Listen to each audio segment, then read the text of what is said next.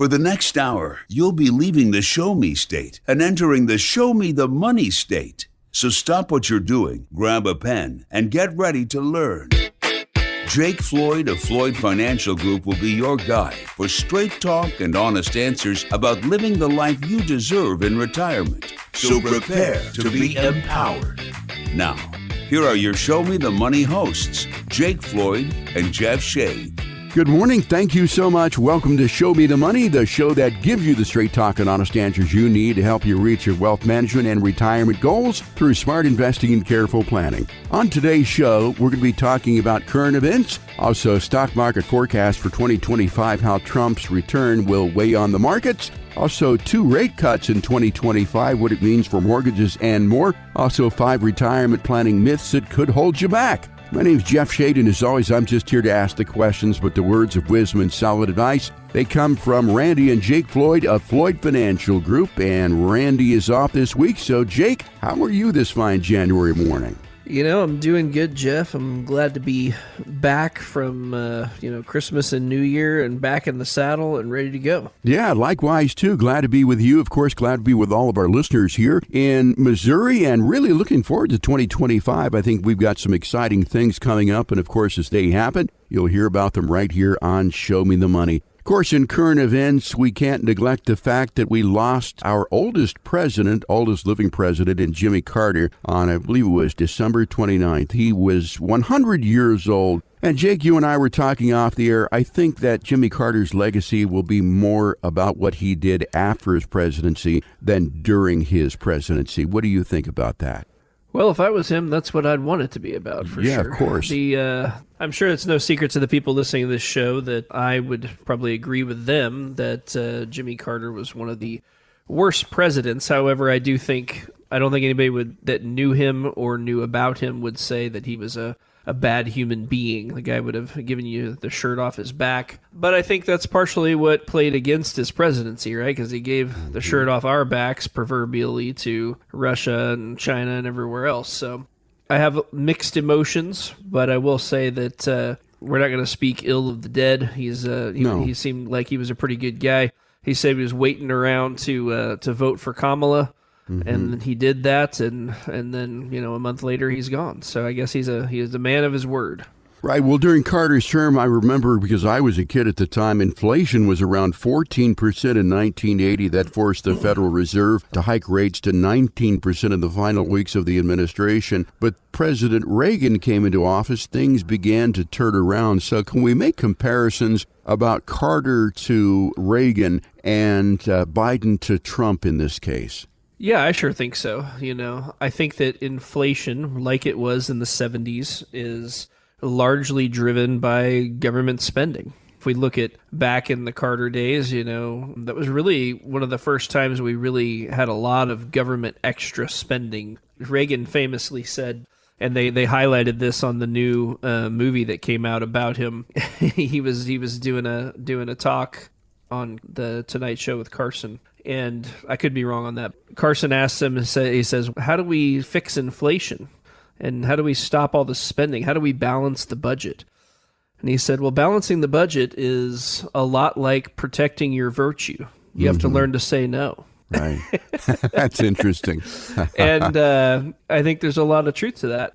Reagan had a way of breaking down things that were seemingly complex back to the common sense of it in many different ways, and he had a way of talking to the American people in a way that they can understand and using common sense language. And honestly, if you look at these situations through a common sense lens, it's not really that difficult to understand. If you spend money you don't have, it's going to bring problems.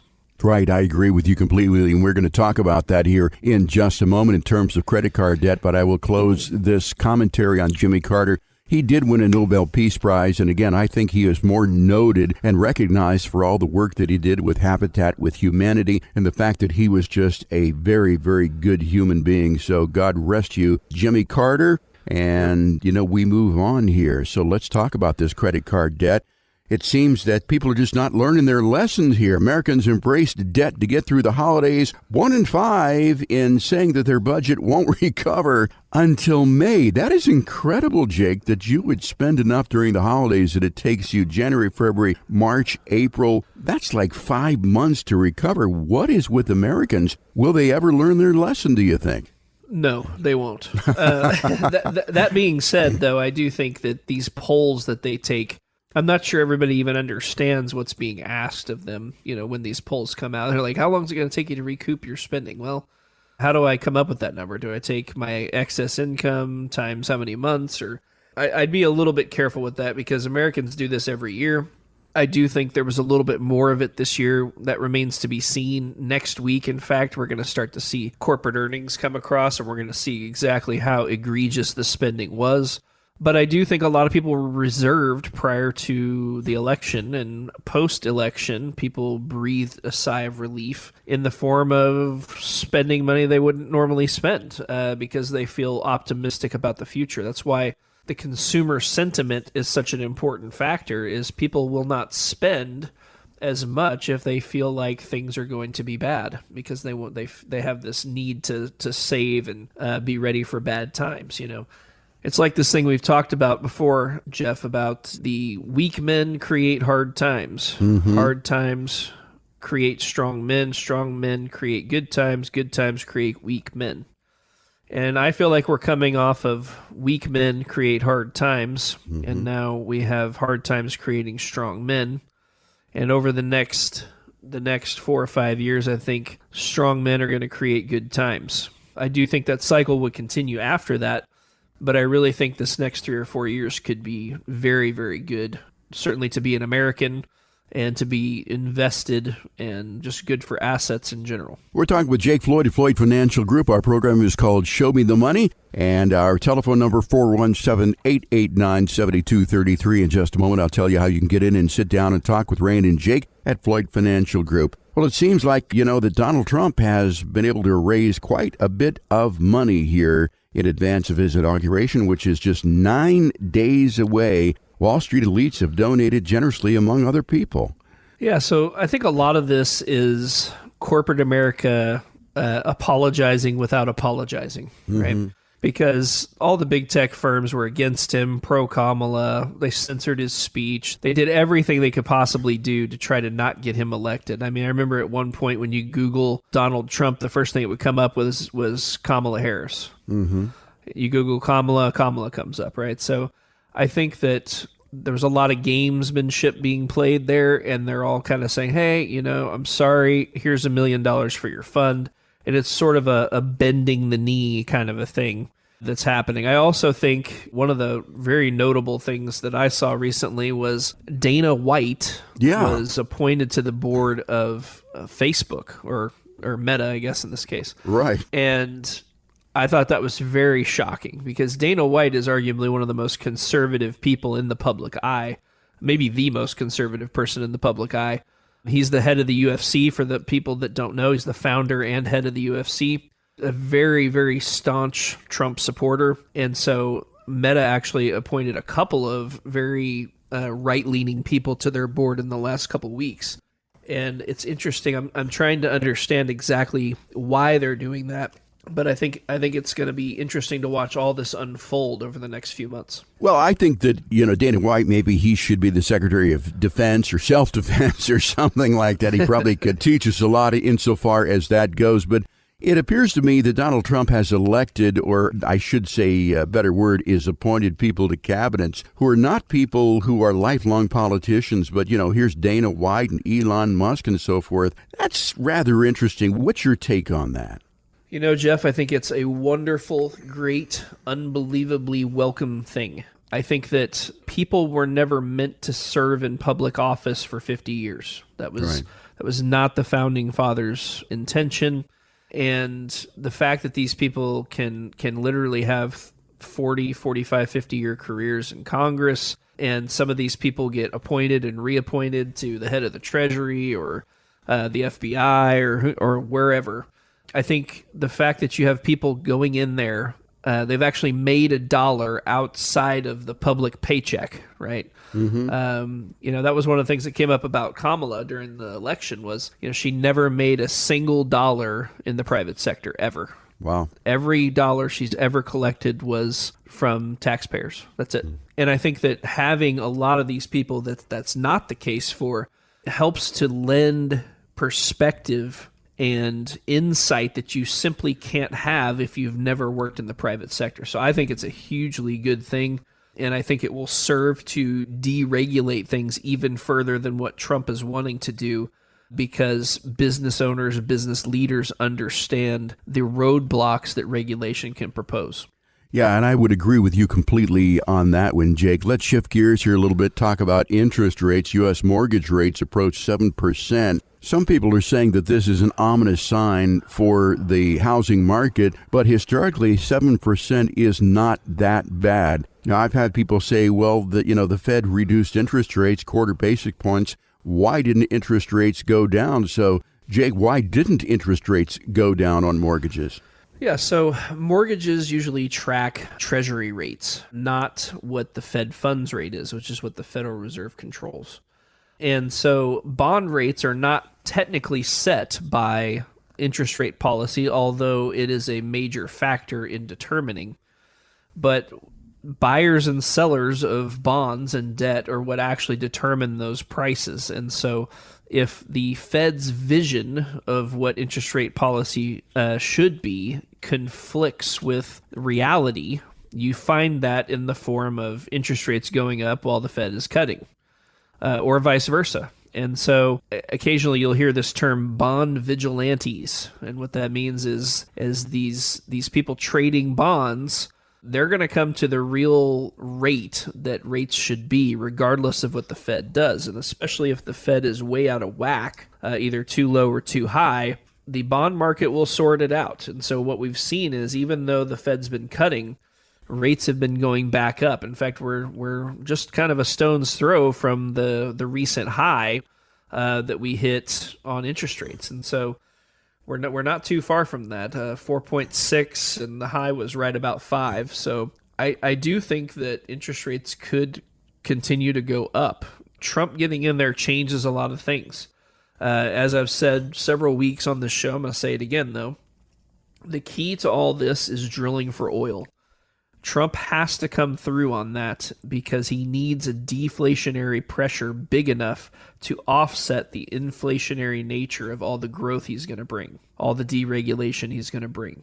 He has to drill for oil. We got to get oil down in the at least $50 to $60 range. We can't have oil at 75 permanently. We got to get it down, and maybe even lower than that for a time as he makes this transition. I mean, conceivably, if he does what he says he was going to do prior to getting elected, we might see oil at 35 or 40. And if that's the case, that will be plenty of deflationary pressure to offset the growth that we're going to see. Because growth is a good thing. Growth comes with higher interest rates. That's okay. But what we don't want to do is have no growth and have higher interest rates. We call that stagflation. That's the kind of thing we want to steer clear of. So as long as we have the growth to back up the higher rates, it's okay. If we drill for oil and bring rates down that way simply by having deflationary pressures, then the Fed can keep cutting, interest rates don't go crazy. So I really think the drilling for oil is going to be the key to all this. We're talking with Jake Floyd at Floyd Financial Group. My name is Jeff Shade, and our program is called Show Me the Money, and we're glad you could join us here on this Saturday morning. Again, if anything resonates with you, you have a desire to sit in and talk with Randy and Jake there at Floyd Financial Group, maybe talk about your individual situation, how these current events will affect you in your journey towards a prosperous retirement.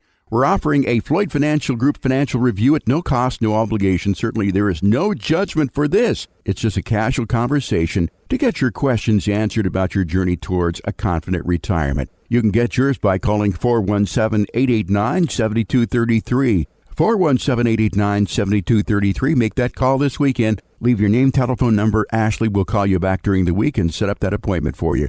Once again, it's 417-889-7233. You can also find out more about us online at FloydFinancialGroup.com. Jake, we're going to take a brief pause. When we come back here, we'll be talking about the stock market forecast for 2025 and how Trump's return will weigh on the markets and more when our show continues here on 104.1 FM KSGF, where Springfield comes to talk.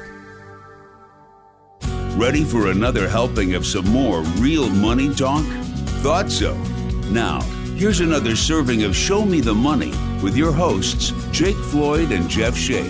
Welcome back to Show Me the Money. I'm Jake Floyd. In this segment, we're going to be talking about the stock market forecast for 2025 and how Trump's return could weigh on markets either positively or negatively. And Jake, Wall Street likes the stock market's chances for the coming year, 2025, but there are some landmines, even some that Trump himself planted, that could derail a 2025 rally, and some recent rough trading sessions may be giving investors the jitters. So let's talk about that a bit, Jake. I think that by and large, most people are optimistic about what the market's going to be doing in 2025. Is there any basis for that?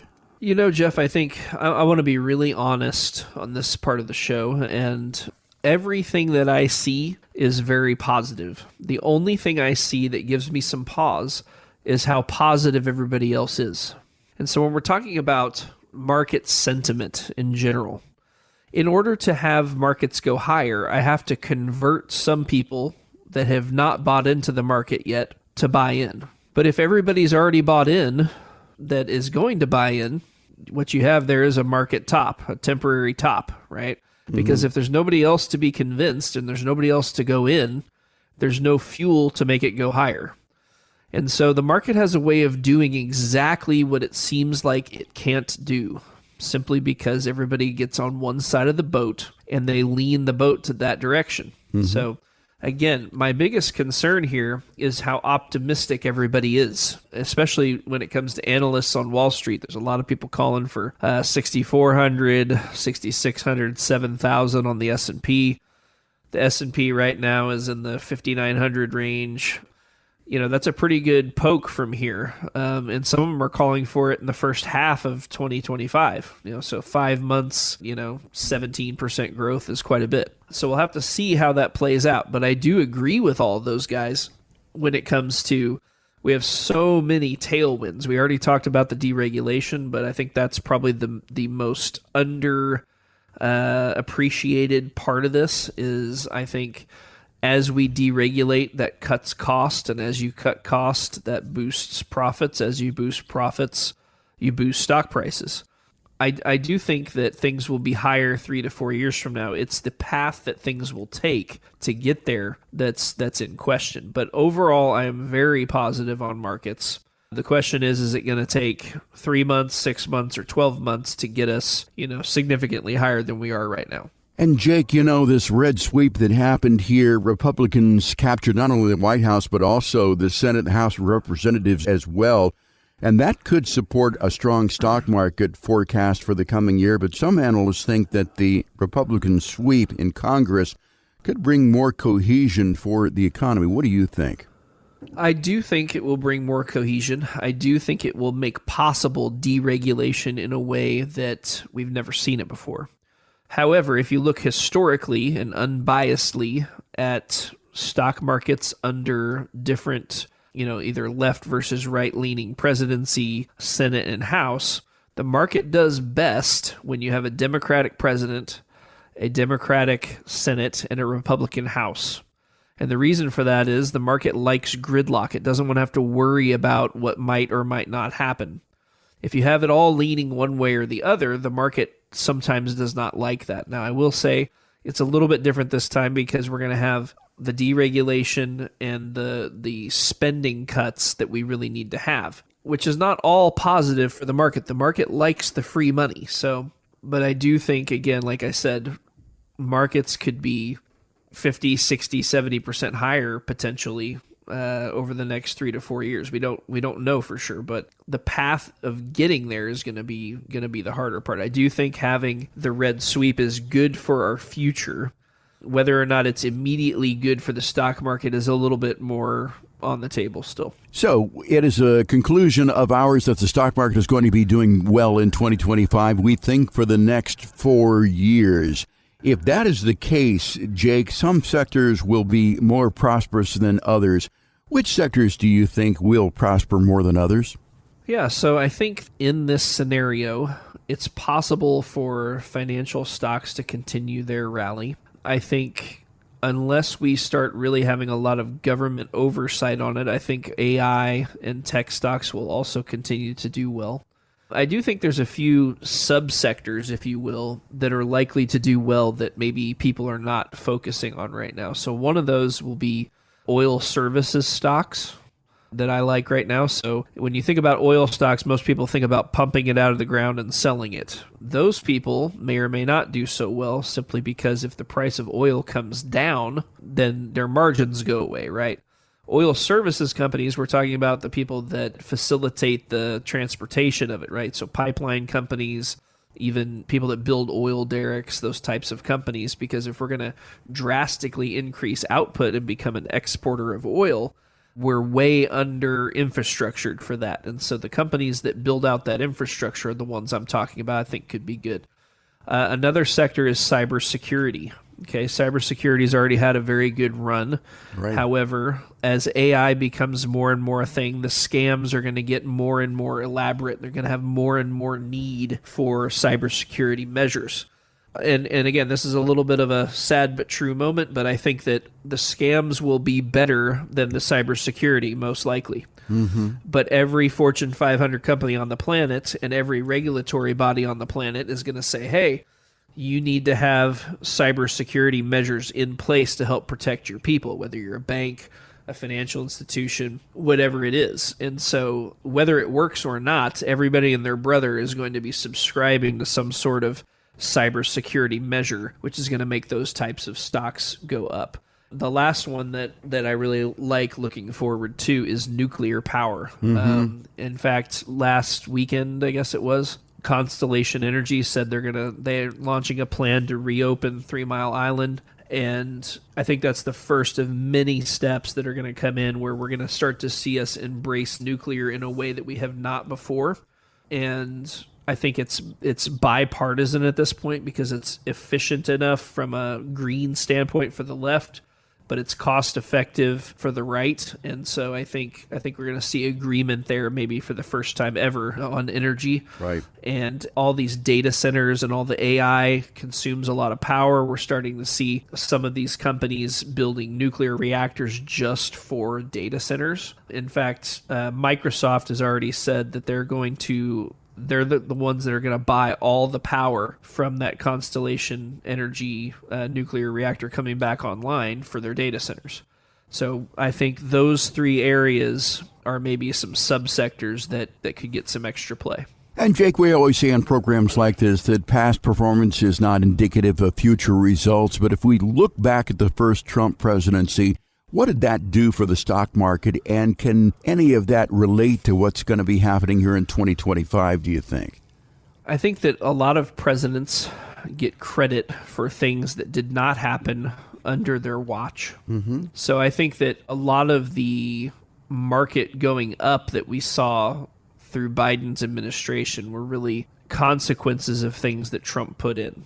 And I think this is easiest to see if you go back to like Bill Clinton days, right? Bill Clinton reaped the benefit of Reagan's policies from 10 to 15 years before. And Clinton basically did nothing as president and got all the credit. And so when it comes to that, I do think that a Trump presidency is important, but I think it's important for the next 20 years, not just the next 2 or 3 years from a country standpoint. When we're looking at it from a market standpoint, sometimes we have lagged benefits of some of these policies where if the next year, as Trump puts all these policies in place, if it takes longer to get oil and gas online, or if it takes longer to negotiate the tax bills, or if it takes longer to deregulate than what it looks like it might right away, the market may not like that initially. But that's why we don't get on here and say, hey, this is for sure going up no matter what. You'll never hear me say anything like that because that's not how it works. What I will say is that reading all the tea leaves, if you will, that we have to look at here, it's hard to imagine the market not being higher 3 to 4 years from now simply because of all the tailwinds that we have on our side. Now, again, the path that we get there is anybody's guess, and whether it needs to go down first and then up, but I do think that people will be glad they were invested over the next 3 to 4 years if they're invested. Talking with Jake Floyd, Floyd Financial Group, talking about the market outlook for 2025 with Trump coming into office for the second time.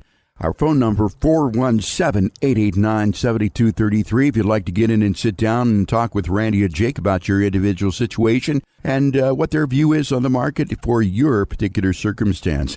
In the beginning there of this segment, Jake, I talked a little bit about landmines, so I want to touch on that just a little bit.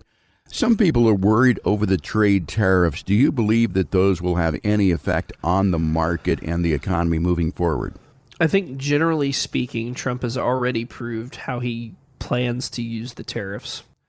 I think the only one that concerns me a little bit is China's economy is very frail at the moment. And if he were to put China in a desperate position, that's the only place that I'm concerned about. Now, he's a smart guy. I don't think he's going to do anything stupid there. But if he were to over-tariff China in a way that puts Xi up against the wall, meaning he faces total economic collapse, losing his regime, all that, he might, feel like he's forced to invade Taiwan.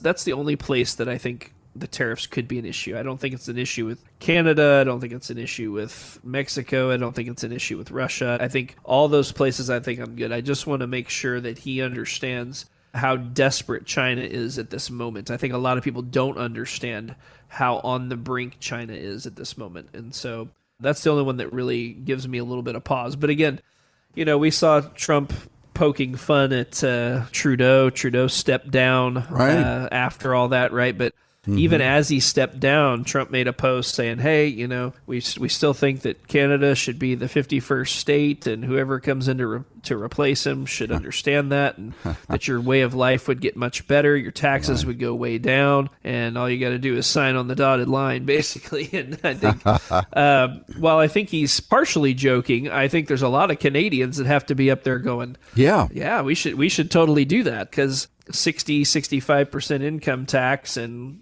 a severe lack of health care, $1,000 a square foot housing in city areas. It's not all sunshine and rainbows up there. I think it was, Robin Williams said, Canada is like a loft apartment over a really great party.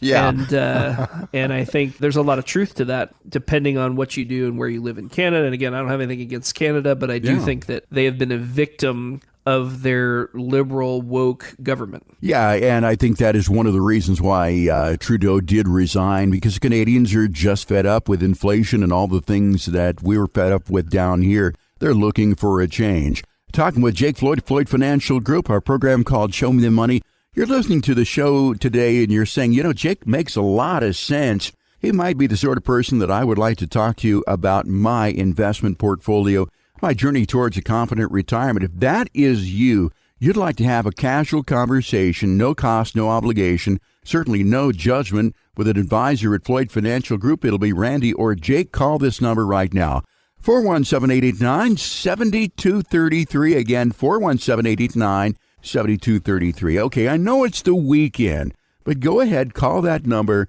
leave your name, telephone number. Ashley will call you back during the week and set up a time for you to get in and sit down with Randy and Jake at Floyd Financial Group. And again, it is just a casual conversation. It's no tie zone. Nobody's going to try to sell you anything. We're just here to reach out and lend a helping hand to the fine people here of the Springfield, Missouri area to help you understand what it takes to have a successful retirement. Once again, 417-889-7233. You can also find out more about us online, floydfinancialgroup.com.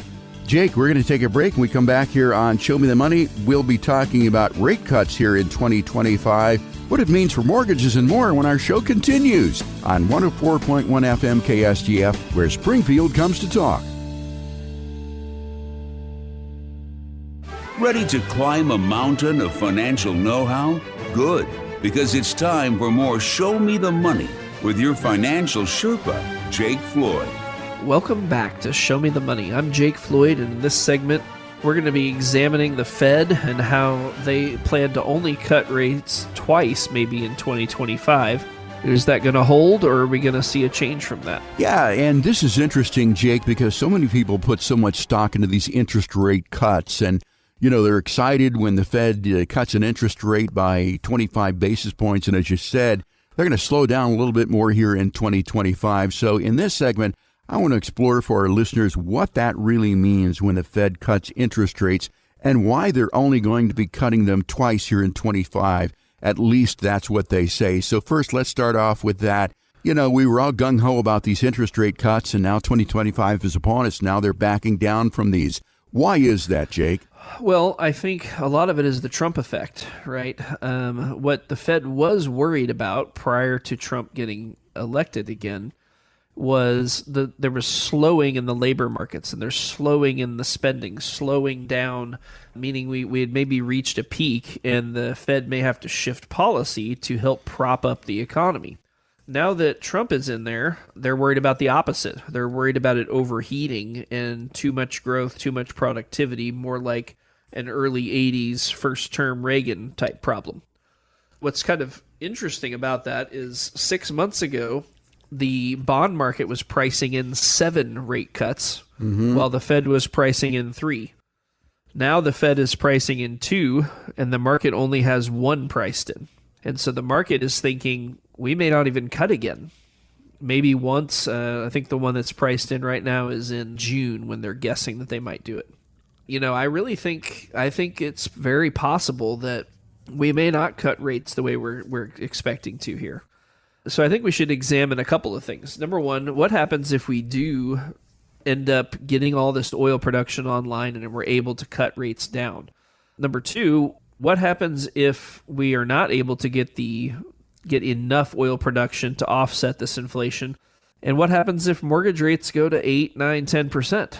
I think both of those come with their fair share of challenges. But I do think it's important to remember that even if interest rates go to 10% on a 30-year note, in an environment like that, it's because you're growing too much. The economy is too red hot.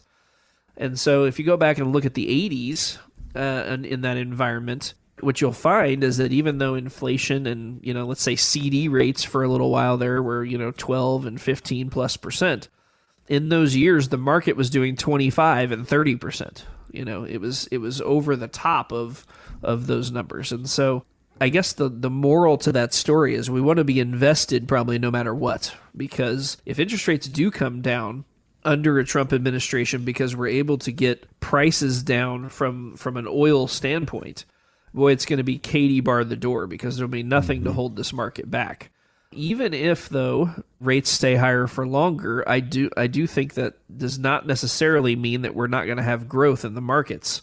We may just have enough growth for the first time in a long time to offset higher interest rates. Because we have to remember that, from 2009 to 2022, interest rates were zero pretty much. I mean, there was a little period in 2018 where they tried to get off the ground, and another period in, I think it was 2013 late, that Ben Bernanke tried to raise. Both times they failed. They had to go back to zero. But, I mean, the average Fed funds rate over that period was like 0.2. It was very, very low. And so it'll be interesting to see what happens over the next 12 months. Again, I think if Trump delivers on half the things he said he's going to deliver on, I think there's going to be a lot of growth to come with it. Jake, would you say that borrowers who have been hoping for much lower rate loans, do you think that they are going to be disappointed here this year? I think it's going to be difficult to get interest rates a lot lower this year. It's possible that, again, if we get the oil and gas production online, that maybe next year you could see lower rates. It's hard to come up with a solution where interest rates are significantly lower this year, in my opinion, but there are people that disagree with that statement. I just think that the amount of growth we're going to have is going to necessitate higher interest rates unless we can get and I think it's just going to take 6 months, 12 months to really even see what all that's going to look like. Trump's going to get in there. He's going to unleash Elon and Vivek, on cutting cost. So that will help inflation. But at the same time, he's going to have to pass legislation on the taxes in the next 6 months. I mean, he's got to do it like immediately because his tax cuts and everything expire at the end of 2025. And we're not going to want to run that right up to the red light if we don't have to. And so some of the answers to these questions are going to lie in how much business is incentivized to invest in their business based on the new tax code. What all are they going to change? What all are they going to keep the same? Whose pocket are they going to line with the new tax proposals? I think once we have a little more clarity on what direction he might go with that, because he's said all kinds of things at this point, including having no income tax and just letting tariffs do the work, and to a fair tax, to repassing what's already in place, to eliminating federal tax on Social Security. I think he's going to have a hard time with that one. We'll have to see. So once we get some clarity on what road he's going to go down there and how hard he's going to push on what, I think that will give us more clarity on how to respond to that from a market perspective, from an investment perspective, looking into 2026 and beyond. Talking with Jake Floyd of Floyd Financial Group, we're talking about these rate cuts here in 2025. So far, we're expecting 2, possibly 3, but certainly not 12 like what was forecast here in 2024. Jake, do you think that the high-yield savings accounts, CDs, things like that, even with these rate cuts, do they remain a good option? Where do we stand with these? Yeah, so, at the high, we were seeing, safe liquid money in the best scenarios at about 5.25. Now it's 4.25, basically. 4.25 is still a pretty attractive rate. So one of the guys that I follow, so there's lots and lots of talking heads out there that say they know what's going on, including the hot air being blown into the microphone here by yours truly. However, trying to understand which of these guys actually knows what they're talking about and how accurate their predictions are over years and years and years. So there's a couple of guys that I follow. One guy thinks that we're going to 7,000 S&P in the next 5 months. The other guy thinks that cash will be the best performing asset class this year. And so I'm a little torn because I have a lot of respect for both these guys. But I do think that 4.25 is still 4.25. It's not 15.25. I think looking at this year, I think 10 or 12 could be a good number. I don't think we're going to have another 30% year just because the market's had a couple of really good years in a row. So we're going to have to do a little bit of consolidating. But I still think we're going to want to be invested, and I think things are going to go up modestly. And again, it's the route that we take to get there that's going to be the harder thing to understand. The 3 or 4 years, though, once we really get deregulation going and AI really starts to become more and more part of everybody's life. Again, I'm not saying that's a good thing, just saying it is going to cut costs. Once that really starts to happen, you have your own personal assistant, so like if you use Amazon's Alexa or your iPhone's Siri, right? What if that assistant was your personal assistant? It thinks the way you think. It has the same views that you do. It's infinitely more useful than the current iterations. And so I think that as that evolves, that boosts productivity, which boosts profits. So again, I don't claim to know exactly how it's going to happen, but I do think, like I said, 3 or 4 years, we're probably going to be quite a bit higher than we are now. Jake, the last segment, we talked a little bit about mortgages. I know that most people cannot listen to the entire program, but we've come to the conclusion that the interest rate cuts that we're getting here from the Fed will not affect mortgages that much. They are pretty much tied to the 10-year Treasury note. And at the airing of this particular show, mortgage rates are right about 6.9%, but they do fluctuate. So I want to move on to auto loans. Will those be reflected in these lower interest rates, do you think?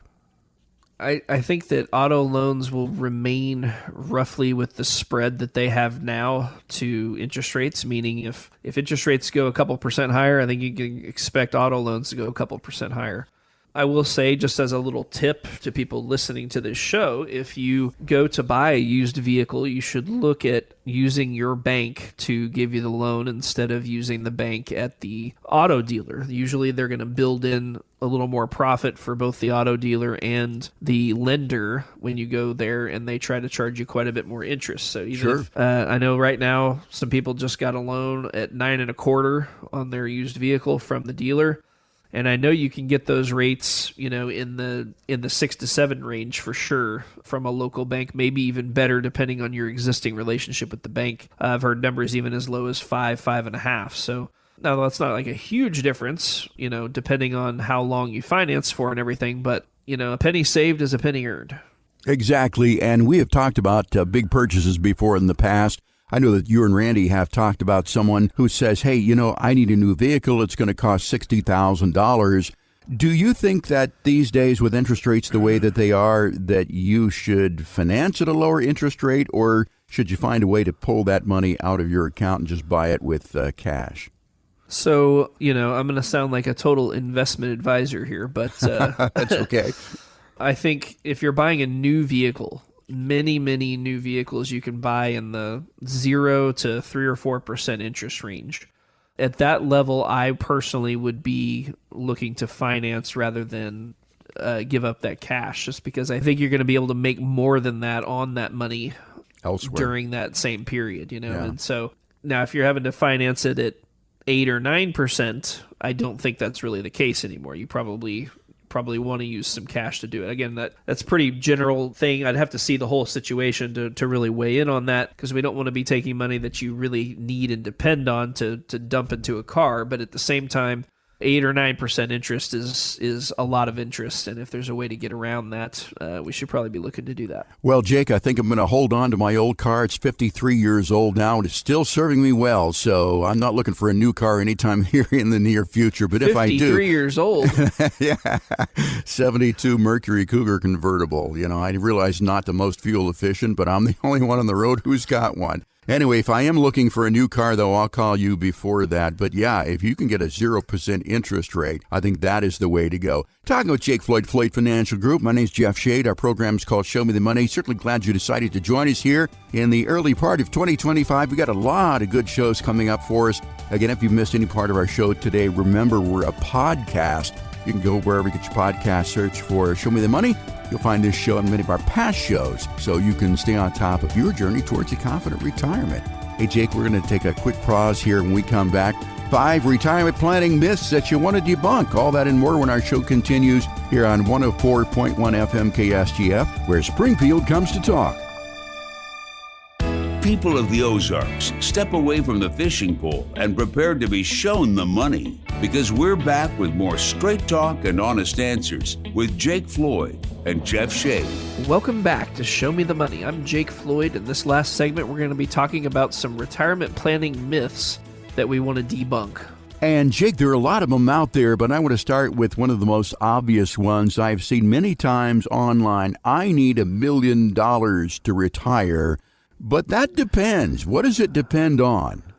Yeah, the answer is it depends, and unfortunately, that's an answer that we have a lot in this business. Right. But so what it really depends on more than how many dollars you need is how much income you need in retirement and what sources of income you have outside of your savings. So, if you worked for city utilities, for example, locally here. They have an amazing pension program, as well as you get your Social Security there. Many of those people don't spend all the income that they get with no savings, right? However, if you work for a different company and all they had was a 401k set up, you might have a whole bunch of money in a 401k, and your Social Security is relatively less, and you need to bridge the gap. So whether $1 million is the right number or not is really dependent on how much other income you have and what your total income need is. So let's say you need $80,000 a year to live on in retirement. You've got $30,000 a year from Social Security, and we need to come up with $50,000 a year off of your investments. Mm-hmm. Then $1 million is about the right number, because we want to be able to withdraw about 5% off that money so that we don't run out. We'll talk about this one on the next myth too, but if you don't need that much money in retirement, you may not need $1 million. I have people that come in and live just fine on $2,500 a month, which is hard for me to understand in today's world, but there's quite a few people that can do it. And then I have people that can't make it work on $250,000 a year. So, it's really a lifestyle question. But that is one of the primary questions that we answer when people come in, is say, hey, do I have enough, or what number do I need to be able to retire 5 years from now? How do I get there? And we can help answer those questions. Yeah, and I remember that TV commercial where people were walking along and they've got all their signs, and, the whole gist of it was, what's my number? Well, $1 million could be your number, but it couldn't be as well, too. It just depends upon your lifestyle, as you said, and your income needs. So that is myth number one. You need $1 million to retire, not necessarily so. Next myth here is you should never touch your principal in retirement. Jake, what do you think about that one? So I also think this depends. One of the things that we ask people when they come in is, how important is it for you to leave money to your kids or your beneficiaries? And some people are like, well, that's stupid. Everybody wants to do that. You'd actually be surprised there. Not everybody does want to do that. Some people want to shop at Goodwill to leave their kids $1 million. And then I have people that come in and they say, hey, I want my last check to bounce. Mm-hmm. I don't want to have anything left when I'm done, and I want to live hard and fast while my health is good. And then I also have everything in between. And so when it comes to not touching your principal in retirement, that really depends on what your goals are. If your goals are to leave an inheritance to your kids, then it could make sense to not touch the principal.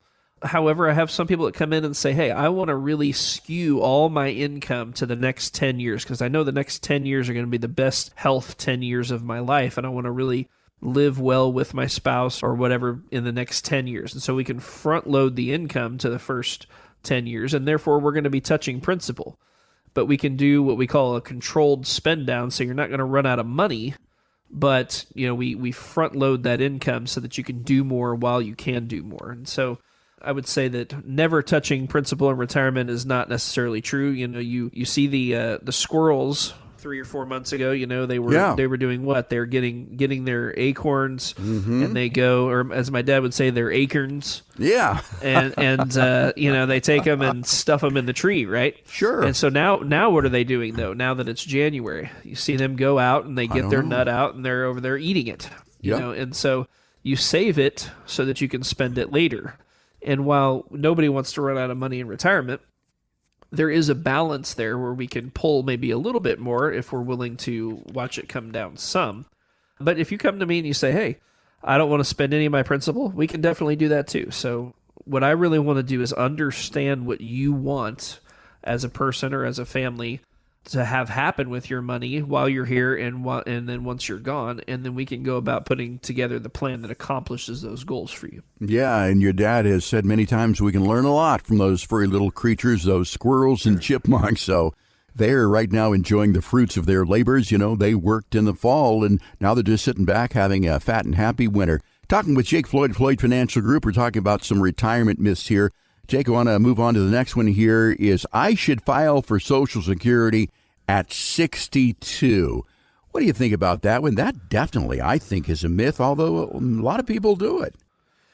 This is another it depends situation. What I would say is 99% of the time, if you are retired, you should probably go ahead and turn on Social Security.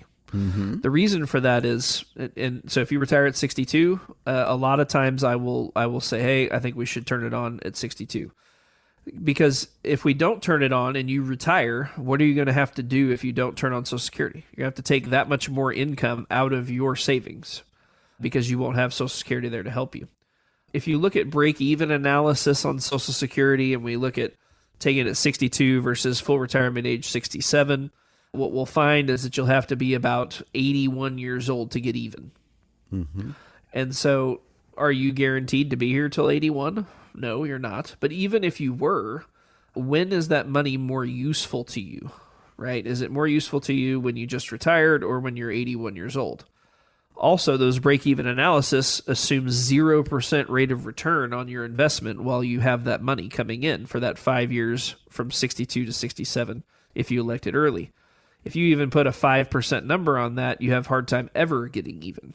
And so what I would say is this is something, again, this is probably one of the biggest questions I get asked, and there's a lot of things that go into the answer, but many, many times if you retire, you should probably go ahead and turn on Social Security because that puts the most control in your hands, meaning if you have $500,000 saved and you retire at 62, rather than trying to pull money out of your $500,000 to bridge the gap until you hit 67, maybe we should go ahead and turn on Social Security so that you don't spend as much of your money, therefore giving you more options now and down the road because you have more money there. I don't want to put the control in the government's hands. I want to keep the control in your hands. Jake, you talked about if you're retired, but what if you're still working and you have the opportunity to take Social Security at 62? What are the ramifications of doing that? Yep, so it depends on how much income we're making. So the number just changed this year. I believe it's just right at $24,000 is the most that you can make without having to pay any Social Security back if you file early. So if you file at 62 and you're still working, if you make more than, I think it's like 23,900 or something like that. If you make more than that in a year, then what happens is you have to pay back $1 for every 2 that you make. And so you're basically working for half wages at that point. Mm-hmm. So that probably doesn't make sense. So that's why I said if you are retired, we should go ahead and turn it on.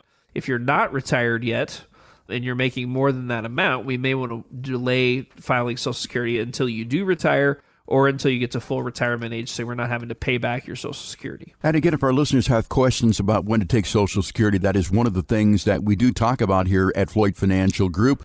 We can run a Social Security optimization program for you. It pretty much says the same thing for a lot of folks, but again, it just all depends upon what your situation is, whether you're working or you're not working. And a very good point that you made earlier, Jake, is that I would rather have money in my 60s than in my 80s or my 90s. So again, this is one of those it depends situations. Talking about retirement myths with Jake Floyd of Floyd Financial Group. Our next one on the list here, Jake, is I have a retirement plan that is riskless completely. No risk at all. Yeah. So you always have risk. No matter what you're invested in, you 100% of the time have risk.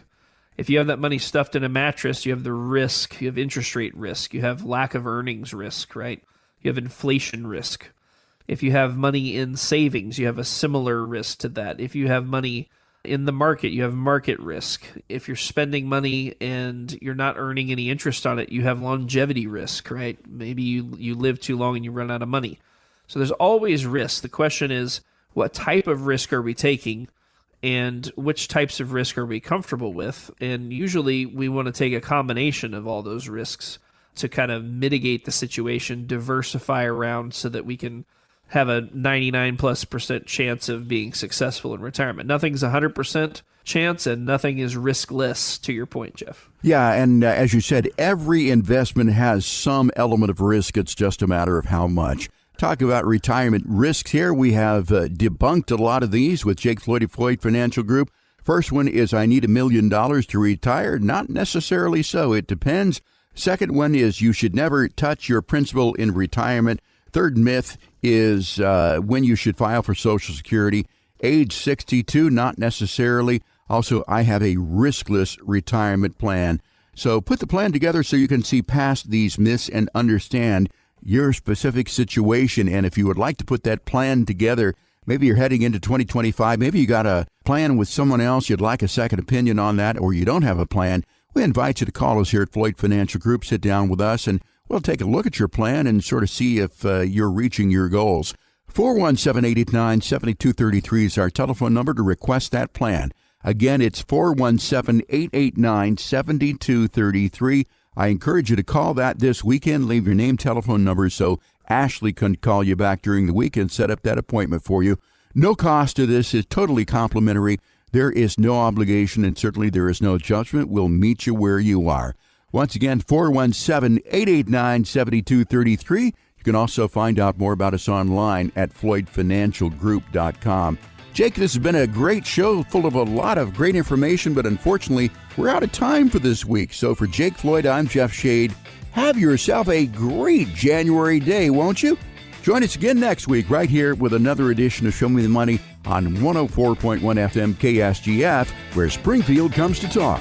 The information provided in the preceding program is for educational purposes only and is not intended as investment advice for any individual or entity. All information contained herein is believed to be from reliable sources. However, we make no representations as to its completeness or accuracy. The opinions expressed are subject to change without notice and do not constitute financial, legal, or tax advice. Please consult your financial professional before executing any financial strategy. Financial planning is offered through Floyd Financial Group, LLC, an SEC registered investment advisor.